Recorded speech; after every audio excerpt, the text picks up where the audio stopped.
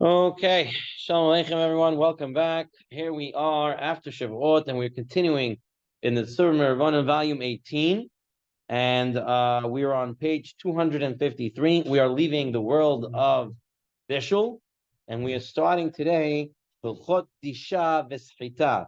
Bezat Hashem, we're able to finish this year tonight. So let's begin. What is Disha? What is Dash? What is this malacha? In English, it is translated as threshing. For a lot of people, thank you very much. What does threshing mean? Okay, so threshing is a process of removing the edible food from the non-edible part of the food. For example, wheat, it has the kernel, the chaff around it. Take out the kernel from inside the shaft. That is dash. That is disha. Today, the way they do it, they use what's called a combine. All right, a combine is a machine that stands for combination. Combine. It does many of the things. It does the winnowing. It does the threshing. All these malachot to get the wheat out. It does it all in one shot. It collects inside this machine and it runs in there and it does all these processes. In the olden days, the way it does in the time of the Mishkan, there was two ways to really get it out.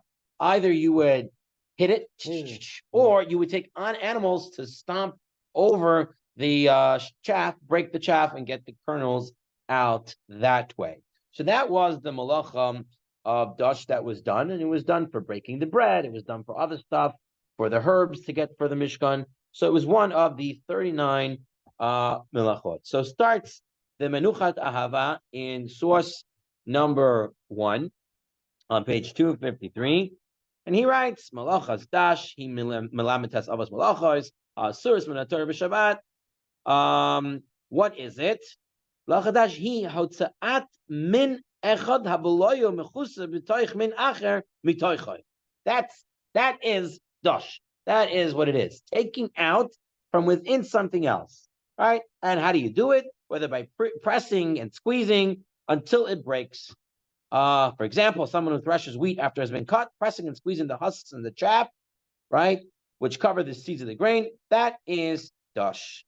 Okay, now a tolda of dash is what's known as Sechita, okay, which is taking a fruit. Okay, we're talking in the realm of food today. So taking a fruit, squeezing that fruit to take out its juice. That is a tolda of dash, as he says in the second paragraph. That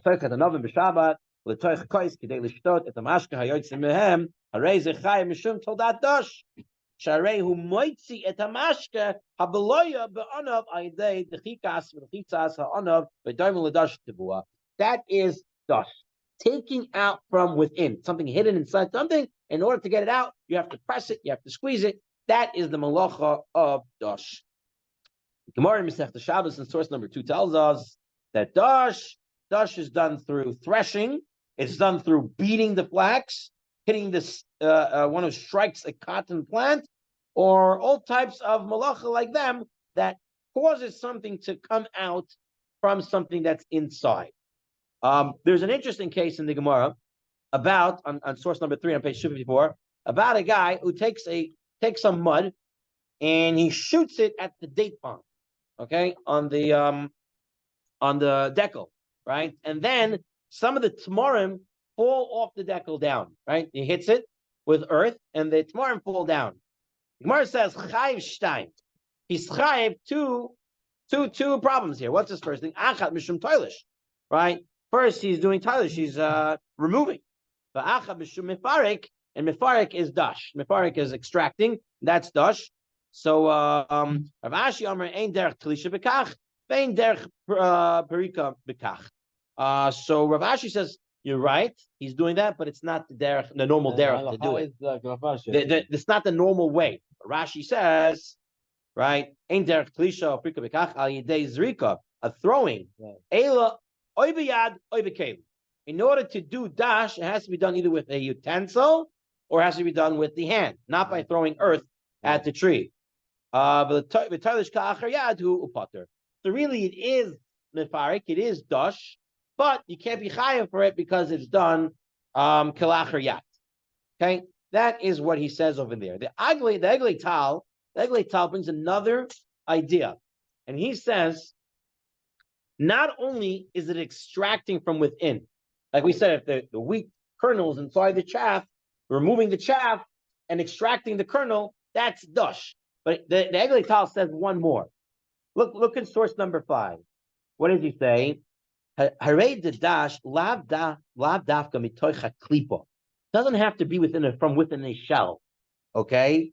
Ela kolshem mefarik mepuselas muchar boy. Anything that's connected to some sort of garbage, some sort of refuse that you don't need. Kimot tamarim meeshkol nami hudash. Tamarim that are in the so to speak, the cluster. Yeah, but Taking from there is also considered dash. why? Taking it off the poselet, okay? Once it It's not a psolet. the psolet, It's a piece of tamar. no. So the tamar is connected to this cluster, to this husk, so that everything is there. And to take that out now, even though it's not completely encased and enclosed in it, that's still considered dash. Now, the real question is now, I have on my plate on Shabbat, my wife takes out a beautiful tray of fruit. Now in the tray of fruit, I have grapes. Now the grape is on an eshkol. Yeah. We're not going into Bora right now. No, but okay? It's not. Dush. No, if I'm removing it from that vine that it's on, the cluster that it's on. Okay, to do it. It's So not you're staying good, but say one better. So I'll tell you how the poskim view this. Okay. The poskim view this as dush does not apply to peels and shells that are ordinarily left remaining on it until you're about to eat it. Okay. Dush is when you're doing the process in the field. Okay. Taking the wheat kernel, I'm removing the chaff. I do all that in the field. If I bring it to my table on a cluster, right, on the vine, I bring it to my table in a casing, right? Maybe walnuts, for example, right? It has one shell around it. Peanuts, right? Peanuts is another one. Can I open that on Shabbat? According to the way the poskim view this, any peel or shell that's ordinarily left on the item of food and brought to the table that way until you're about to eat it, that's not considered dush. So that's why you're allowed to take your grape off the vine when you're eating it at the table, right? And you're allowed to open your peanut. There are those who don't open the peanut on Shabbat because they say it also needs to be a very tight peel. It has to be a peel that's very completely around the fruit, whereas the peanut, it's very loose inside. You shake the peanut, you can hear the peanuts. But I think most people do open peanuts on Shabbat because we go with this view that if the shell remain there until eating, that's not considered dush. Okay? Because that's because that's where the malacha of dush was done. It was done in the field. At home, when you bring the grapes on a vine, that's the way it's supposed to be eaten. It's no longer dush. Dush is when you're removing it from the parcellus that's in the field, not at home. Okay, that's the way they say the view it. It's not considered dush. It's not considered malacha. That's it. What? No, it's not dush. That's not it. When you do it at home, it's not dush. You're not supposed to be okay. So fine. You're not supposed to be there. You're there. All right. So now we're on page 256, and now we come into the main sugya of dush, which is really the tolda of sechita, of squeezing.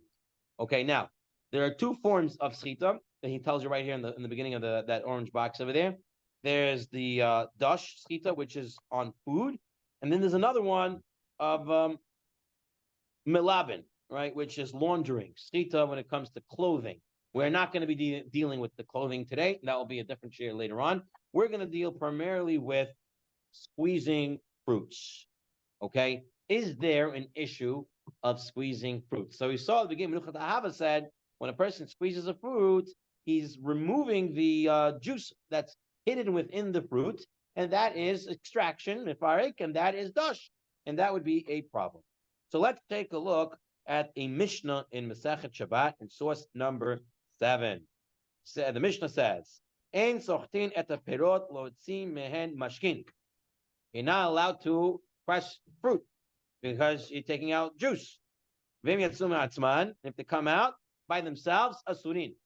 Even if they come out by themselves, the juice, overly juicy, you can't have it. Rabbi Yehuda Omer, if the fruit is for eating, mutar, then whatever comes out from them by themselves, that's mutar. Asur. So Rabbi Yehuda, he makes a distinction between what comes out by itself. If that fruit is usually not drunk, you don't use it to drink, right? So then whatever comes out for it is okay. But if it's for drinking and it comes out by itself, then that's not okay. Now, what's this gezerah? Why would Chachamim go through this? Because, says Rashi in source number 8, why don't we want to take the juice that comes out by itself?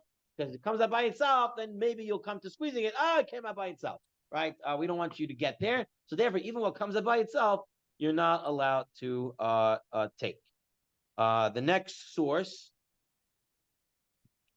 take a look at source number 9. Amar Rava, Amar Yehuda, Amar Shmuel. Rabbi Yehuda lechachamim bezeitim va'anavim. Okay, Rabbi Yehuda will be moed to the chachamim that it's zeitim and anavim, olives and grapes. If juice comes out by themselves, they're completely awesome. In fact, that's going to be the deoraita, so to speak, of Sechita by Dash over here, is by zeitim and anavim. Umodim chachamim Rabbi Yehuda b'shar perot. And the Chachamim are really moed to Rabbi Yehuda that if it comes up by itself by other fruits, it's not a problem. Even that's not a problem. So what are they arguing on then? What are they arguing?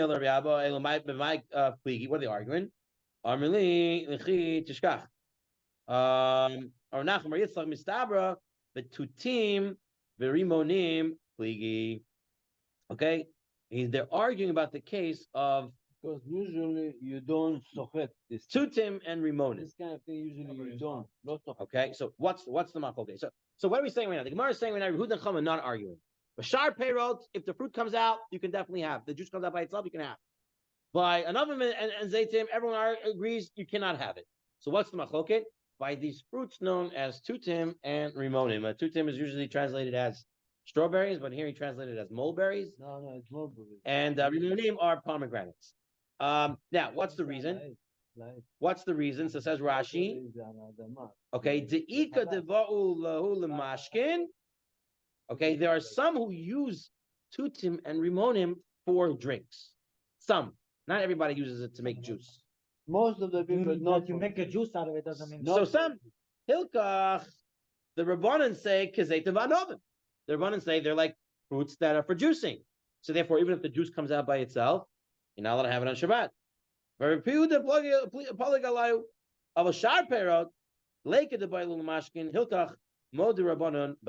But the other fruits, other than tutim and rimonim and novim zaytim, nobody juiced them. So therefore, if they come out by themselves, it is okay. That's what we seem to be saying right now. The last source we're looking at right now is source 11, and Amar Chia bar Asher Amarav. Devar Torah enu chayav ela al drisat zetim v'anavim bilvad. Only olives and grapes, that is a doraita. Okay? So, take a look at the box in the bottom of 257. Olives and grapes, that is what we're saying, it is a doraita, to squeeze them. And the juice by themselves coming out is also you cannot have. Okay? Mulberries and pomegranates, you're not allowed to squeeze them into the banan. And the machokin, if the juice comes out by themselves, can you have it or not? Other fruits, these primary products are for the fruits themselves, and person we're not typically squeezing them. Therefore, squeezing them is actually permitted. And if it comes by themselves, it's also permitted. What do you do? What do you mean? You have grape, you don't have you definitely can't do it. What do you mean? You don't make kiddush on wine. You don't make kiddush on wine? No, of course not. What do you mean? Okay, take a look at the Shulchan Aruch. Shulchan Aruch brings down this whole Gemara, and he's going to give us the psak. What is the psak? Shulchan Aruch says, Zeitim va'anovim asur l'schatan v'im yatsu ma'atzmon asurum afil lo hayu oimdim ela achila. I don't okay. Understand. What's the reason? Because it's dash. No, I understand. Why the other ones are not dash? And this okay, so let's take a look. So let's Shulchan Aruch speak. So Zeitim va'anovim, no matter what's the story, why you have them, you just have them to eat, and they came out by themselves. You can't squeeze them, and you can't use their juice if they came out by themselves. Tutim v'rimonim asur l'schatan, you're not allowed to squeeze them. because there are those who use it for juice, and you're not allowed to do it then. Ve'im yatzuma atzman, and if they came out by themselves, the juice, im oimdim la'achila, if you got them to eat, and they came out themselves, mutar. V'im oimdim la'mashkim, if you brought them to juice, then aser, because you're juicing. V'shar kol ha'peiros, and all the other fruits, except for tutim and rimonim and avim and zaitim, mutar l'schatan, you're allowed to squeeze them on Shabbat. That's not the actual halacha today, but that is what the Shulchan Aruch brings down. And now the Ramah says, "Uvamalkim shenohagu l'schait eza perot l'shtod mimav machmas tzema otanug dino ketutim v'rimonim." If today they're juicing all sorts of fruits, then all those fruits become problematic to squeeze on Shabbat. What? No. Tutim v'rimonim are the example. So the Ramah is explaining what tutim and rimonim are. Tutim and rimonim are fruits that people juice. Once they become a fruit that is being juiced, now let us squeeze them on Shabbat. Yeah, today the juicer does everything. Okay. So we're gonna see. Let's see. If it's just for refuah, someone would squeeze this fruit. There's no concern, says the Ramah. Okay, so the Mishnah Berurah, take a look at Mishnah Berurah on page 259 in Het. Okay, so he says, based on the Ramah's lashon u'makom shenahagu, right? If in that place they squeeze certain fruit, then that place you're not allowed to squeeze that fruit on Shabbat, right? Now,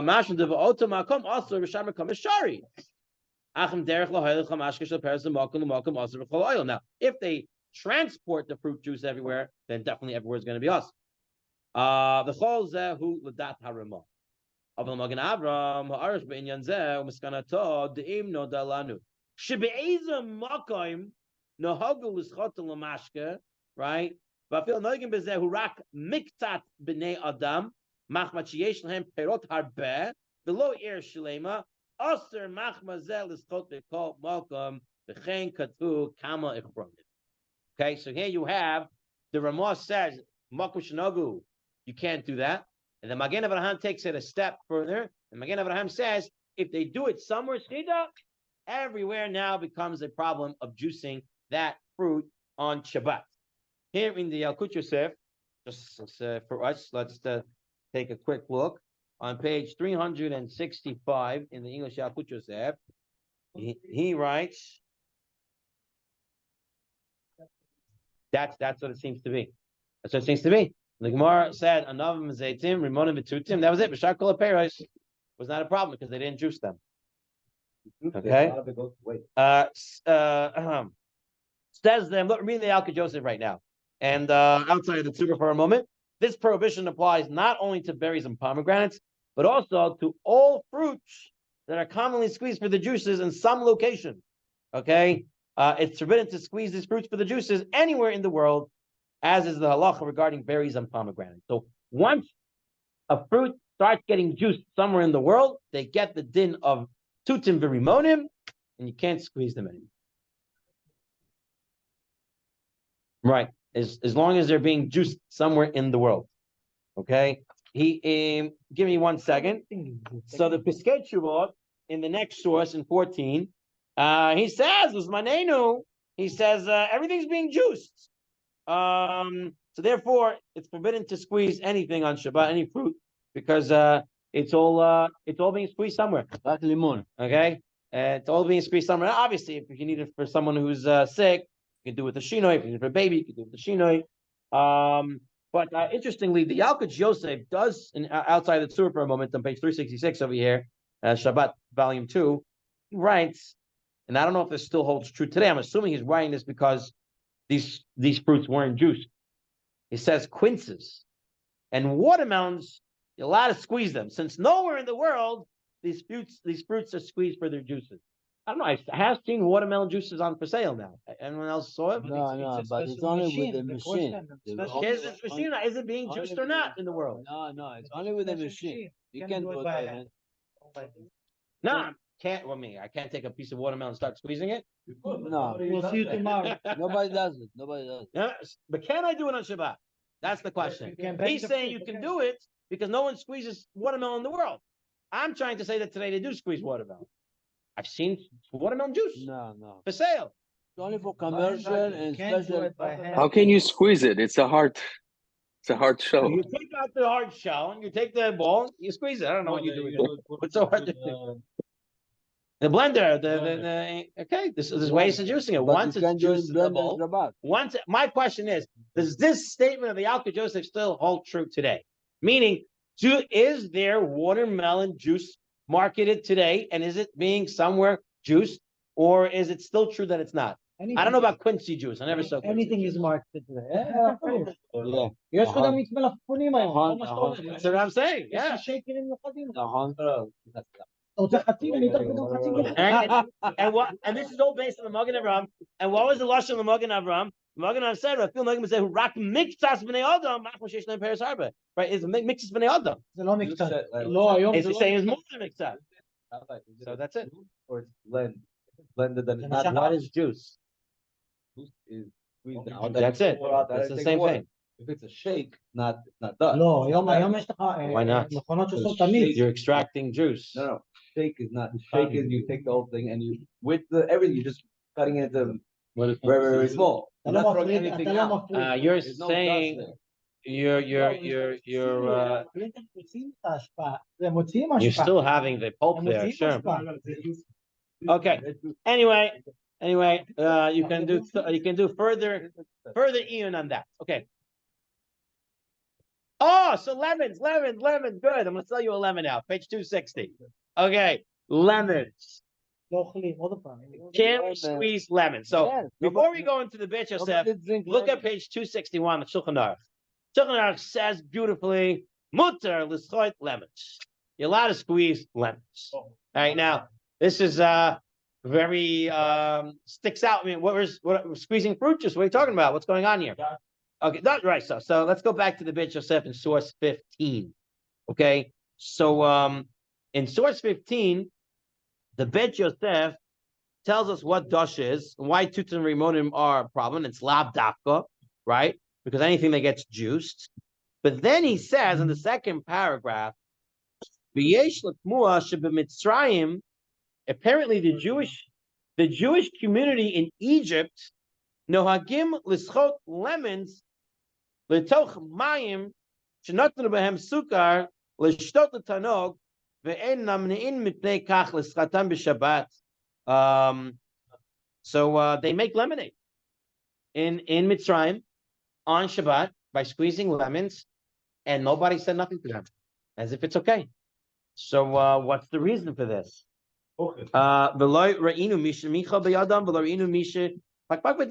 Nobody made us think about it. Everyone seemed to be okay with them squeezing lemons on Shabbat. So the Beit Yosef gives two possible reasons why that would be. Why squeezing lemons to make lemonade seems to be okay on Shabbat.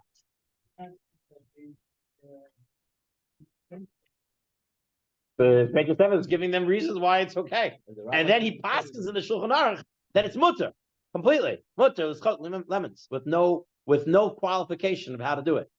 Mutter. Okay. So let's look at the Beit Yosef in the bold on page 260, source 15, in that last paragraph. So he says perhaps squeezing lemons is only forbidden when they drink the fruit juice without mixing it with another liquid. Perhaps squeezing all these things that we're saying that the problem of Sechita is only if you squeeze it and you directly drink that juice that you squeezed out of it. So here with the lemonade, they're squeezing the lemon, but then they're putting in sugar and water in order to make a drink. Perhaps that mixture makes it no longer a problem. Okay. And alternatively, inami. Inami, perhaps it's forbidden only when they squeeze the juice alone and mix it afterwards. But if the custom of a minhag l'schot meimav l'toich mashka achar afterwards, shari. So if you put the liquid first, the water is there first, and then you put the lemon inside, so perhaps that's okay. So the Beit Yosef gives two reasonings why perhaps making lemonade would be okay. Perhaps because eventually you'll mix it, okay? Or you are putting it into a mixture. And so therefore, perhaps squeezing lemons is okay. Okay? And based on this Beit Yosef, Yosef Kar writes in the Shulchan Aruch, Mutar l'schai, lemons on Shabbat with no such problems. However, the Mishnah Berurah says that today it is known that they put the lemon in first. So perhaps that svara that they put it in second doesn't exist.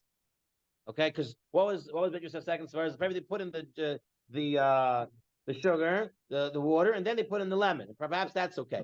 But says the Mishnah Berurah, which is about 400 years after the Shulchan Aruch, right? And he's saying, it's not what they do. So you only have one svara left of the Beit Yosef. Is that eventually, if you put it into a mixture, maybe that wouldn't be a problem. So do we still hold of this heter of the Shulchan Aruch, at least to the Mishnah Berurah, according to Ashkenazim? What do they do? So Shmirat Shabbat Kilchata in source 18, he writes, Aser l'schot lemon. Okay, it's aser to squeeze lemon into a container, even if his intent is to pour the juice on food to improve its flavor. You can't squeeze a lemon. There's no blanket heter to squeeze lemon, according to the Shmirat Shabbat Kilchata. Interestingly, Mordechai Eliyahu agrees to this. And he writes, right, take a look at source 19 and 262. They asked him a question: is it permitted to squeeze lemons into water or tea on Shabbat? And he says, "Aser l'schot lemon al mayim oteh b'Shabbat kayom." Today you're not allowed to do that. Okay, so that's the Mordechai Eliyahu. Yeah. No, he just said. He says into a container if you're planning to then put it into something else. Right. He's saying to put it into stomach container. Yeah. We didn't get to salad yet. Okay. Now, the Mishnah Berurah then brings a way that you could make lemon juice, a lemonade on Shabbat. What he says to do now, what's your ingredients to make lemon juice, lemonade? What do you need? Sugar, water, and lemon. Okay. So the Ben Ish Chai gives an acronym of how to make lemon juice. And he says you should use the sulam. Okay, what's the sulam? Sukar first, then the limon, right? So you're putting the lemon onto a solid, right? We're going to see if you squeeze the juice, even from grapes, would be the deraita, or you do it directly onto food, okay? It's not considered liquid coming out. It's called going from a food to a food. And there won't be an issue of Sechita. So Mishnah Berurah's eitzah here is take the lemon and put it over the sugar. Sugar is a solid. It'll absorb the lemon juice, okay? Then you can go ahead and put the water in there. No problem, Sechita over here with the lemon. And that's the Ben Ish Chai's eitzah as well. The Yalkut Yosef in source 21 says, Iker din, like the Maran Shulchan Aruch, squeezing lemon, never a problem. Lemons is a blanket heter. You can always squeeze lemons. Okay, but he does write that it is good to be concerned, and you should put it on. If you're making lemonade, you should put it on the sugar first and then put the water. Seems to be Ikar Din. Seems to be because the Shulchan Aruch wrote that. Mutter l'schot lemons. Why? Because lemon juice in and of itself, it's not a much. It's never a drink. Right. That's right. Ramosha goes into that as well. Right. It's not a drink ever by itself. You have to always mix it with something. And that will be the difference between grapefruit and a lemon. There's always something mixed to it. Right. Okay. The Chazon Ish in source 22 not very happy with the Mishnah Berurah's eitzah of putting it on sugar. He says if your whole machshava is to eventually put it with water, then you're essentially considered putting it into a liquid right away, and you've never put it on a solid, even though you have. It's not considered as you did because eventually you're putting it into liquid. So he doesn't go with this heter of the Mishnah Berurah, but they say that nowadays everyone seems to accept this idea You can put the lemon over sugar. Sugar is a solid. Put the water, but okay. So in the last piece, that was what Rav Ami spoke about on page 264. The Igrot Moshe, who makes a distinction.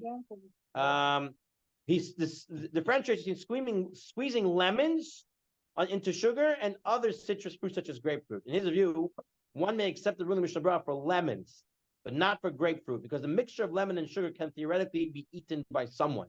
Okay, sugar and so similar idea that can be theoretically be eaten by someone, whereas mixture of grapefruit and sugar, no one even bothers to ever eat it, so it's not considered an edible food, right? If you wanted to say that we're squeezing the lemon onto the solid of the sugar, it has to be edible at that moment, says Rav Moshe.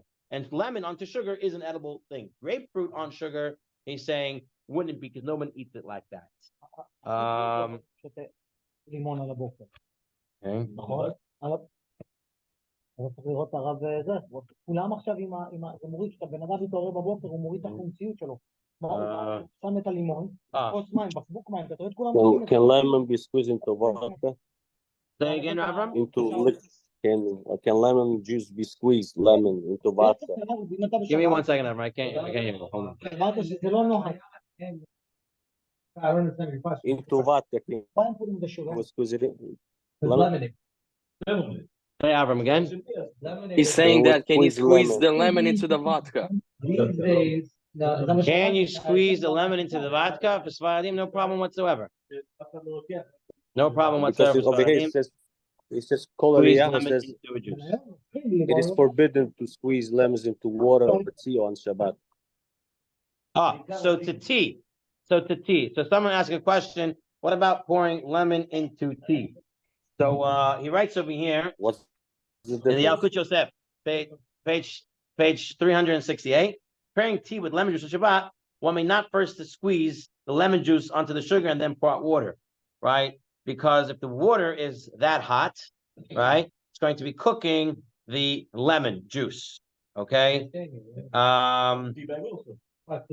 Once first pour the hot water into a cup, which assumes it's you're doing it directly over it, right? Okay, so if you're not doing it, that's not a problem. But he's saying you shouldn't do it through Iroi Kli Rishon. You should put the hot water into a cup and then add the tea and the lemon juice, and then you wouldn't have a problem. So some want to say it is Kali Bushel. Some want to say it's Kali Bushel. So that's my recommendation from. That's why it's my recommendation from last time to always use a Kli Shlishi when making any drink on Shabbat, so you wouldn't have any of these issues of Kali Bushel or any on the other issues. No, we do hold Kali Bushel in some cases. But we bring it down to halacha. We bring it down then, and eggs and stuff like that, and tea bags and eggs. We said were Kali Bishul. But so there are those who say that lemon is a Kali Bishul. Not everyone agrees to that, but there are those who say it. The good ha'ara of Avram and of Rami. Okay, all right, fine. Now we're on page 265, and this is more of a common procedure over here. What about Sechita, but in the mouth, outside of the mouth? Okay, so guy takes a grape, which if you do Sechita on the grape is the oraita, right? And he takes the grape to his mouth. It's not inside his mouth, to his mouth, and he starts to extract the juice that way. Okay. No, it's outside the mouth. So he's holding the main part of. That would be allowed. That's a normal way of eating.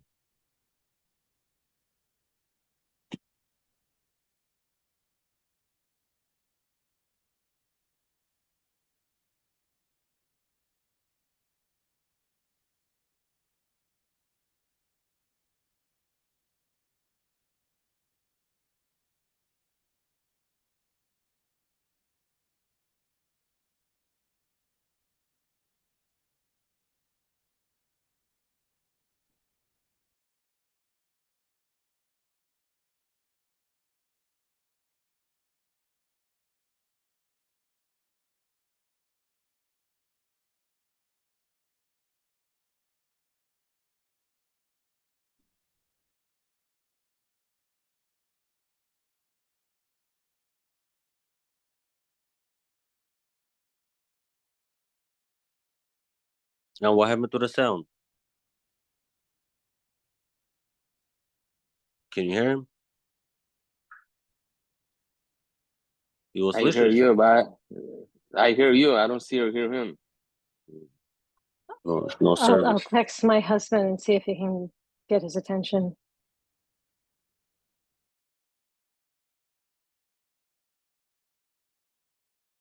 Thank you.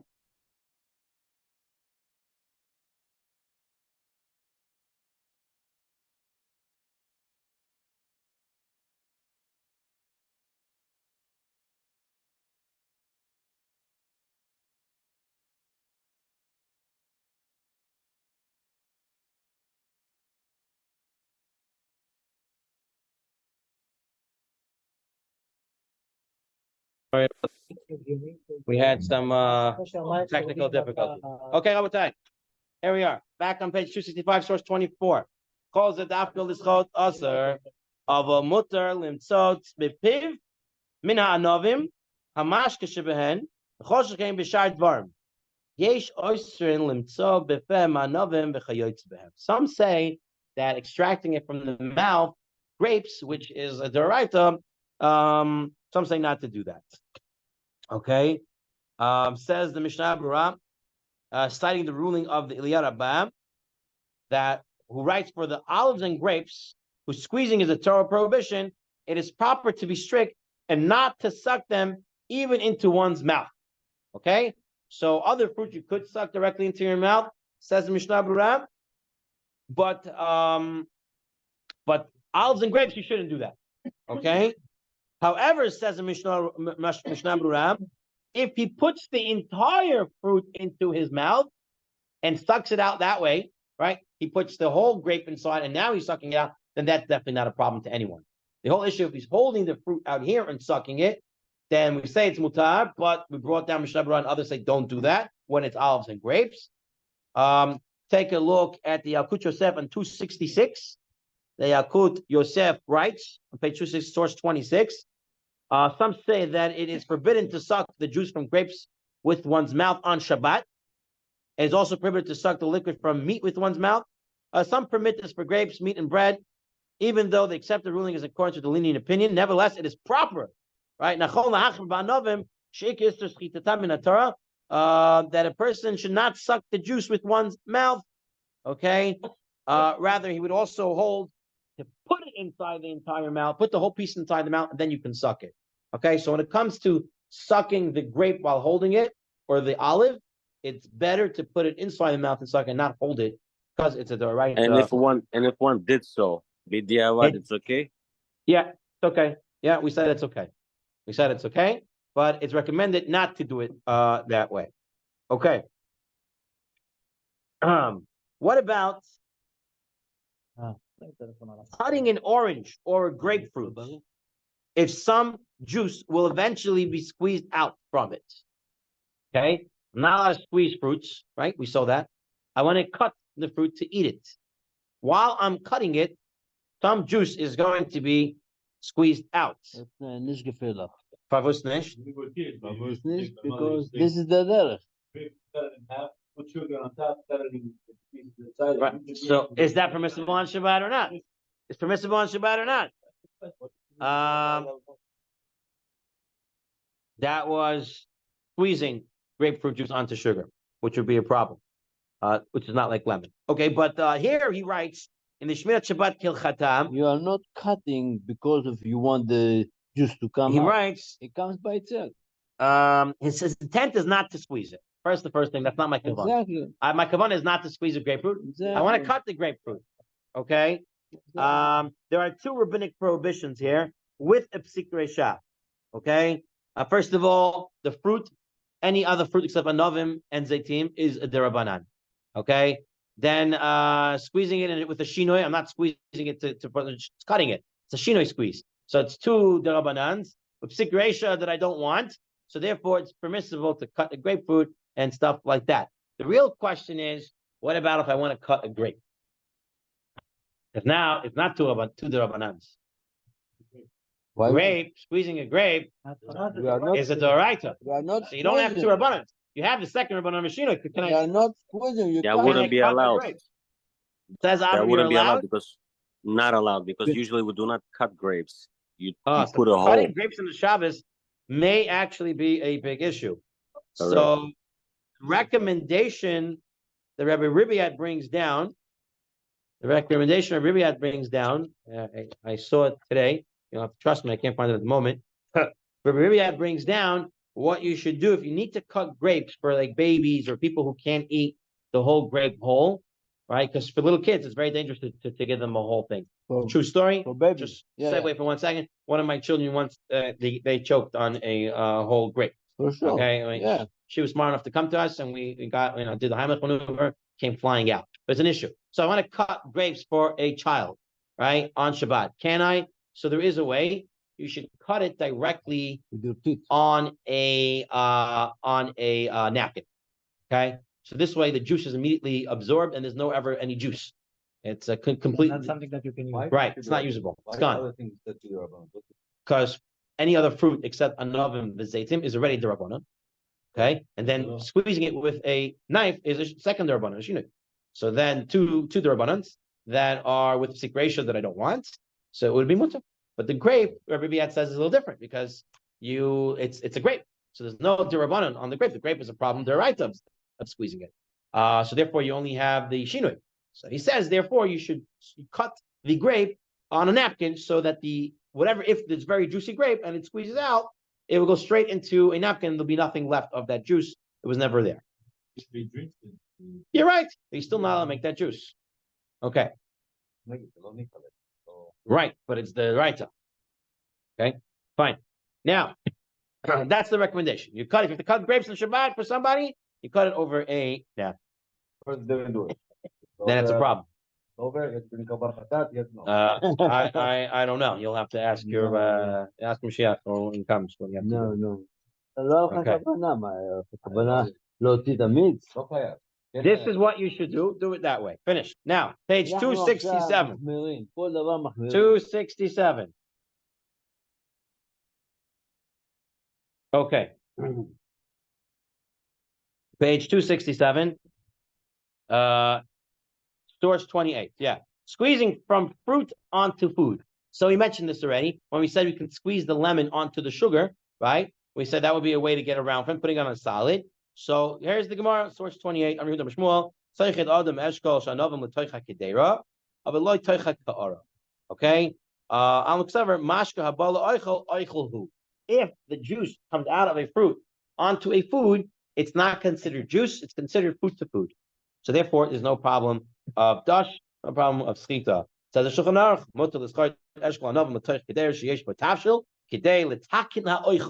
to fix the food, right? To improve its flavor. And before we say no.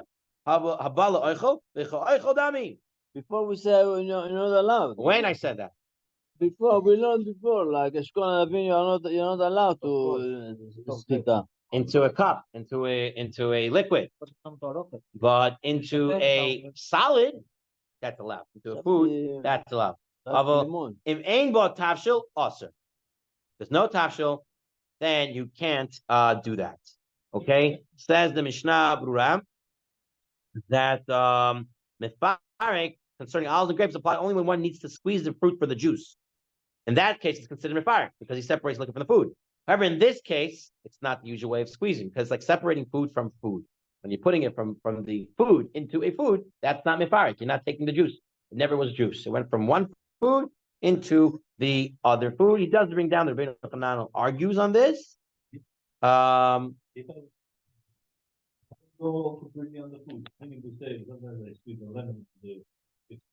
Or in our case, take the grape and I put it over the meat. Give it flavor, as we said. But some of it went on the pot rather than going on the food itself. The problem is going to be if it comes out to like so the problem is going to be only if it's too much juice. The juice overpowers the food. Meaning it's a pool of food now, pool of juice over the food. Okay, so then you can't say you've been squeezing it for the food. Okay, but if you're squeezing it but it goes everywhere. But I'm trying to do it over the food. Not a problem. Yeah, it's not a problem. Not a problem. It's not a problem. You said ochel. Yeah, because you're doing oichel. So you're doing oichel. I'm not. I can't guarantee every single drop is going to go on the food. Yeah, it's yes, it's not a problem. But I'm doing it on food. But I'm doing it on food. That's it. Fine. That's fine. That's it. Just don't go further than that. Doing it on food, you're good. Okay. Now, if he does it, says the Mishnah Berurah, if he does it to add it to food afterwards, I mean, he wants to put it in a cup and then put it onto food. That's no good. Has to be they're squeezed directly onto food. Okay. Okay. Shmirat Shabbat Kilchata writes that the law that we stated, one may squeeze a fruit with one's hand into food, applies to all fruit. Okay, all fruit you could do that, right? That's the chiddush. Okay, but squeezing juice into a vessel that has liquid is forbidden. Okay, that's the Biur Halacha. Biur Halacha says you can squeeze onto food, not into juice. Okay. Okay. In source 33 or Chod Shabbat writes that permission to squeeze juice fruit onto food applies only in cases in which the juice is secondary to the food, such as if it's absorbed or mixed into it, right? So if you squeeze an orange onto a salad, it's not going to absorb into the salad, but, right, because there's not really absorption into lettuce and stuff like that. It stays on the top, but it's there to fix the flavor. That's fine. But if some of the juice remains by itself and is not secondary to the food, that is forbidden. Meaning if you're putting the juice and the juice has no tikkun to the food, then you can't squeeze that onto the food. It has to be that either it gets absorbed into the food or it has to be used as a flavor to the food. Okay. All right. And he writes, permit to squeeze lemon onto a vegetable salad, permit to squeeze an orange or lemon into a crushed carrot. Okay. And so if you take a look at the ha'ara, at the source 34, the ha'ara of the Shmir Shabbat Kilchata, towards the end, and he writes that there are two dinim when it comes, right? As long as it's come to be comes to give it a nice flavor, okay? Then that's fine, even if it doesn't get completely absorbed. That would also be not a problem, as long as it's being either absorbed into the food or it is being used for a flavor of the food. You can do it directly over a food. What did I want to bring from here? Here is it permissible? It says outside the Tzurba for a moment. It's permissible to squeeze a cluster of grapes into a plate of food or into a bowl containing food, right? Into a bowl containing food. So it doesn't have to be directly onto the food. It has to be in a bowl of food. The juice has the halachic status of food, not a beverage, since it's combined with the food. Therefore, the act of squeezing these fruits considers separating a food from a fruit, which is permissible. He writes over here in the Al-Kush further that you have to make sure there's more solid food than the liquid being squeezed into it. You're making a pool of lemon juice and orange juice into a little shtickle of bread or some sort of salad. The most of it is the juice, then that's no longer squeezing onto a food. Okay, it has to be making sense that you're using it as a flavor enhancer or to absorb into the food, and not that the juice overpowers the food. Okay, that's to know from there. Okay, now comes the big din over here. This is very important, especially in Eretz Yisrael. What about milking animals on Shabbat? You have a dairy farm, okay? So it's also mifarik. You're extracting the milk from the udders of the cow. But okay? At extension of this, a nursing mother, okay? Her milk to be extracted on Shabbat is also mifarik. You're being extracting. Yeah. So Sechita, it's dash. So what can we do? So let's see. Sechita Shabbat tells us that they asked him, milking. They asked Nachman Bar Guria, milking an animal. What's the issue with milking the animal? Some said it's the milking issue, and they said mifarik. The mifarik is Sechita, it's dash. So what did to do? So says the Shulchan Aruch in source 36, Mutter loimer le'enu Yehudi l'chlo behem to b'Shabbat b'shum tzar bali chayim. So says Rabbi Chaim, because of tzar bali chayim, you're allowed to ask a enu Yehudi to milk the cow. Okay. Now, let's say you don't have a guy. Okay. Or You can't invite the guy, right? There are these, you're scared, any Arab that walks in, they're gonna blow up the place, right? So what can you do? אוטומטי, אתה מחבר את זה, וזה המכונה לבד הולכת. כל הקיבוצים הדתיים. So the Shulchan Aruch Harav, during his time, some people wanted to come up with an interesting heter. They said if you put a piece of bread into the bucket, then the milk will be absorbed into the bread. Very good. That's what he's going to say. So one who milks a large amount in number 2 in 37 bit, okay? He said, right? So he goes through the whole thing. He says, but if you put a small amount of bread, even though a small amount of milk is absorbed, since most of the milk remains alone in the container, right? It has the status of liquid, and it's also to do from mifarik. You're not allowed to extract onto a little piece of bread. It has to be that it actually extracts, has to be absorbed, and it has to be litaken. You can't just do it like that. The Orchat Mishpat, which is Rav Aaron Mitzvah Cook, he writes that we cannot treat this issue leniently. He says what we could do is let it get lost. Okay, if you milk it and you don't collect it, okay, you let it go straight to the ground, then that wouldn't be an issue. That's like when you're cutting the grape and it goes straight on the tissue. That's like you're letting the milk go straight to the ground. It's being lost immediately, so there's never any juice there. Okay, so look at the Chazon Ish. Yeah, but it's more of a problem if you leave it in the cow, because then the cow gets engorged and it can't produce more. It's going to be hard to get milk out. It's going to be in pain and stuff like that. What? To the ground? You're losing it. You're not using that. You're not making wash. It's not needed. Okay. Therefore, if the milking causes the milk to go onto the ground, says the Chazon Ish in source 39, we can rely on the person to hold this is not defined as a malacha at all. But the Chazon Ish wants you to get a guy as much as possible, because that's easier to deal with in a Yehudi. Rav Chaim Yachter over here, he says that they're creating all sorts of machines today that work as a grama and other such eitzas that would allow for direct milking of the cow. Whether you can use that milk, they definitely probably cannot. You cannot use that milk that you milked on Shabbat. You probably even if you use it as a grama, even if you use it from a guy, you would have to pay him for the Shulchan Aruch says. And you can't use it on Shabbat. You have to wait for afterwards. I'll bring down 2 interesting ideas over here. They bring from the laws of Shabbat. Rabbi Nachson outside the Tzurba for a moment. Rabbi Nachson writes, it's forbidden to milk a cow either by hand or by machine if the milk is retained for use. Okay? If you're using it and keep it to use, you can't. However, if the animal is in pain from engorgement, it is permitted to ask a non-Jew to milk it, even if the milk will be retained. You ask any Yehudi, right? The milk may not be consumed on Shabbat, and is also considered muksah. If there's no Jew available, a Jewish person may milk the cow himself in a manner that the milk goes to waste. Okay, so that is the eitzah. The milk has to go to waste, right? Okay, and then I'm dealing with Mefarik right now. Shutzvim of a guy and stuff like that, we'll deal with it at a different time. Okay. Just to round up this part, what about a woman?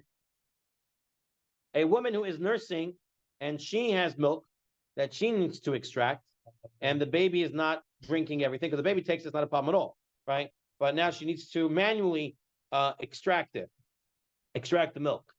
So he writes here in Nachson as well, it's forbidden to express milk into a cup on Shabbat. Therefore, if the infant does not need the milk, remember, we're not talking about the babies in the ICU or any of that. Healthy baby, mother's healthy, everyone's okay. Therefore, the infant does not need the milk, and the mother wants to ensure that her milk would not dry up or to prevent engorgement. She can express the milk manually in the way that renders it unusable right away. So what they recommend is that if they use the manual breast pump in the container, right, in the bottle, they put some soap, okay? They put some liquid soap. And this way, as soon as it hits, it's already ruined and spoiled. You won't give it to the baby. So therefore, it's not a problem of a fire because you're not retaining it. What page is it? One cannot find any soap or foul-tasting liquid. You put it into a clean cup with the kavanah of throwing it out away immediately. That's okay? If you milk it, draw milk manually, the manual pump, right? Yeah. I learned that you're not allowed to manual pump on Shabbat at all.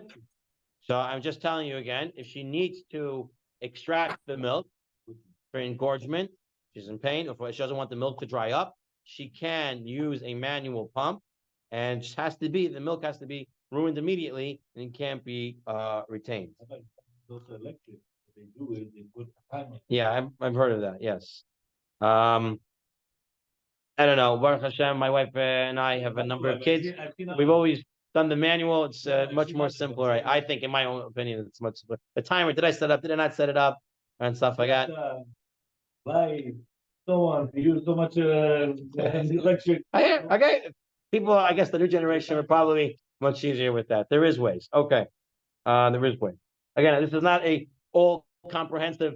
We're giving the ideas. You're going to have to, every question that you have, make sure you talk to a competent Orthodox rabbi to get you exactly what you need. Let's go to our last, but not least, topic on Sechita.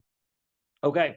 Question about, I have a food, whether it's in pickled or cooked, and the food absorbed water. Food absorbed juice. So I cooked the soup. And there's zucchini in there. That's a lot of juice now.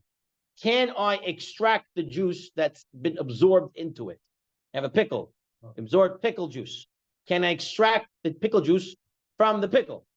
Right? That's the question. Is that mifarik or not? What do you want to do? I want to eat it. No, I don't want the juice. I just want to eat it. I want to do Sechita to eat the pickle without all that brine in it. I want to eat the zucchini without this. So it's very good. So if I want the juice, it's a problem, right? Because you can't do that if you want the juice. But if you want it just to eat the food better, that you would be able to take out. So it's basically Gemara Masechet Shabbat in source 41. There's a machloket there. Machloket. You have Rab, Shmuel, and Rav Yochanan. Okay, Rav Yochanan is very machmir. He says you can't do it either way. But Shmuel takes the middle ground over there, and Rif, Rambam, and Rosh go with Shmuel. So it's source 43. And according to the Torah, there's no liability. Okay, it makes sense that concerning this point, the halacha follows Shmuel.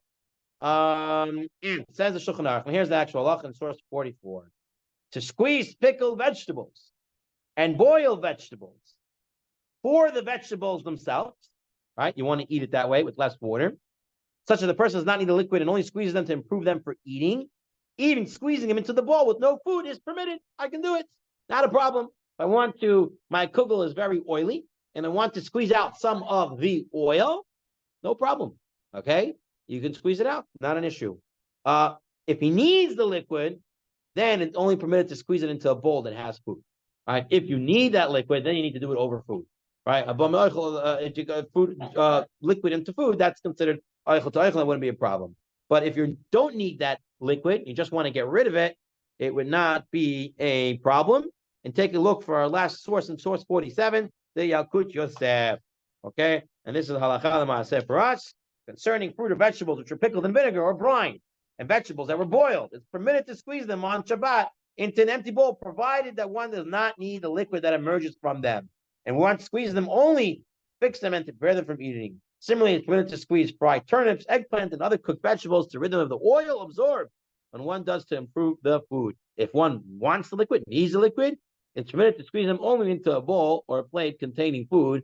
But if it does not have food, it is forbidden. Okay? And that is the final halakha for today. And that completes the sugya of Disha and Sechita. Okay? We have minyan? Exactly like we said. Exactly what Shulchan Aruch said.